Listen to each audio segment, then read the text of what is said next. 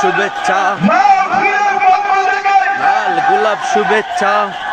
মাশাআল্লাহ, আলহামদুলিল্লাহ বলেন, সকলে আলহামদুলিল্লাহ বলেন। আমাদের আগত মেহমান, আজকের মাহফিলে প্রধান অতিথি, সারা বাংলার গৌরব, আমারই এ সাইড তো সরি সাইড দে। সকলে বলেন আলহামদুলিল্লাহ। আজকে যারা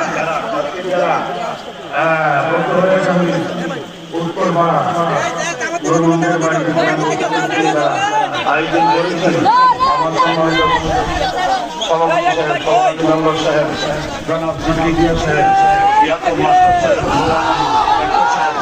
সুলতান সাহেব, মসজিদ মিয়া, জীবন মিয়া, এবং আমার পাশে আছেন আমার ভাই কাদের, আমাদের